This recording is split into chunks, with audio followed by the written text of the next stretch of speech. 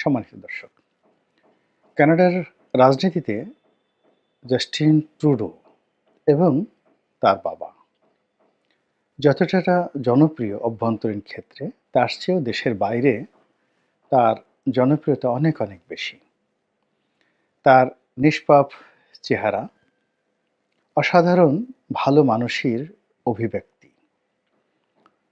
এবং বক্তব্য দেওয়ার অসাধারণ ক্ষমতা, এবং একই সঙ্গে সুন্দর একটি পরিবার। তার স্ত্রী, যার সঙ্গে যদিও তার ডিভোর্স হয়ে গেছে, কিন্তু তার স্ত্রীর কারণে তিনি ভীষণ রকম জনপ্রিয় ছিলেন দেশের বাইরে। আমাদের যে রাজনীতি, বিশ্ব রাজনীতি, সেই বিশ্ব রাজনীতির দুটো যাকে বলা হয় সমীকরণ আমি সাধারণত দেখি। অনেক নেতা আছেন বা রাষ্ট্রনায়ক আছেন নিজ দেশে ভীষণ রকম অজনপ্রিয়, কিন্তু দেশের বাইরে একেবারে দেবতার মতো তাদেরকে শ্রদ্ধা করা হয়। যেমন ইমরান খান, কিংবা ধরুন যাকে বলা হয় মাহাতির মোহাম্মদ।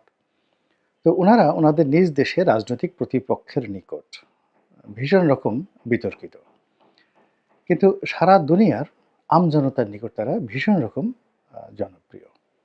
কেবলমাত্র নেলসন ম্যান্ডেলা ছাড়া দেশে এবং দেশের বাইরে সমান মর্যাদা সম্পন্ন রাজনৈতিক নেতৃত্ব এই শতাব্দীতে আমি দ্বিতীয়টি দেখিনি।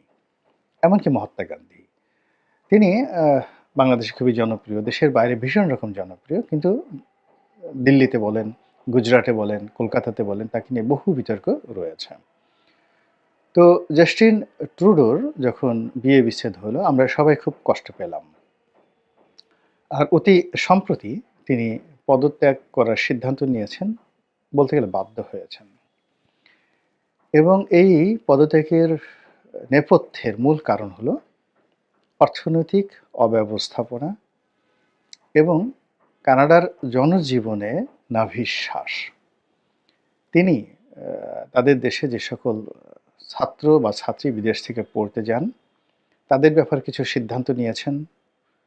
এরপর তাদের দেশে যারা ইমিগ্র্যান্ট, তাদের ব্যাপারে কিছু সিদ্ধান্ত নিয়েছেন, এবং ইমিগ্র্যান্ট যারা, তাদের সম্পত্তি ক্রয় বিক্রয়ের উপর তিনি যে বিধি নিষেধ আরোপ করেছেন, এটি জাতীয়তাবাদের দৃষ্টিতে বা কানাডার অভ্যন্তরীণ রাজনীতির স্ট্যাবিলিটি কিংবা অন দ্য লং রান, দীর্ঘমেয়াদে কানাডাকে একটি সভ্য রাষ্ট্রে পরিণত করার জন্য খুবই গুরুত্বপূর্ণ।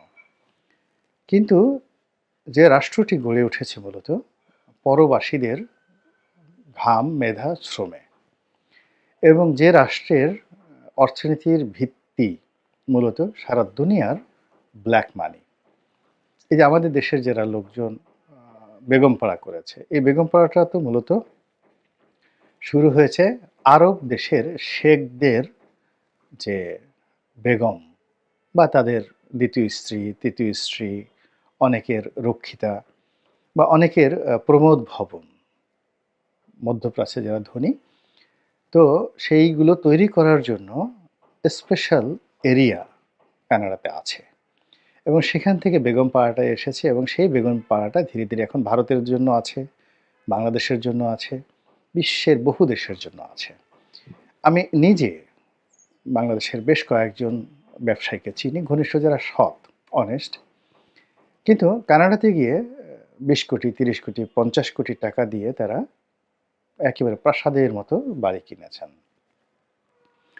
এবং সেই সকল বাড়ি মেনটেন করতে গিয়ে তাদেরকে প্রতি মাসে 10 থেকে 12,000 ডলার, মানে 10 থেকে 12 লাখ টাকা বা আরও বেশি টাকা প্রতি মাসে খরচ করতে হয়, ট্যাক্স সহ অন্যান্য বিষয়াদি। তাহলে বছরে যদি 10 লাখ টাকা খরচ করেন 1 কোটি টাকা, তো এরকম আমার জানা মতে যদি 10 জন লোকের এরকম বাড়ি থাকে, তাহলে বাংলাদেশে কত মানুষের কানাডাতে ইনভেস্টমেন্ট আছে।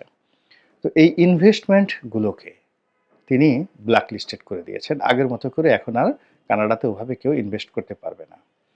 সম্পত্তি ক্রয় এবং বিক্রয়ের ক্ষেত্রে আগে যে নিয়মকানুন ছিল, সেই নিয়মকানুনগুলো পরিবর্তন করেছেন, যেটি সোশ্যাল স্ট্যাবিলিটি, সমাজকে ভালো মানুষে রূপান্তরিত করা, চোর ডাকাত গুন্ডাদের কবল থেকে দেশকে রক্ষা করার জন্য খুবই ভালো।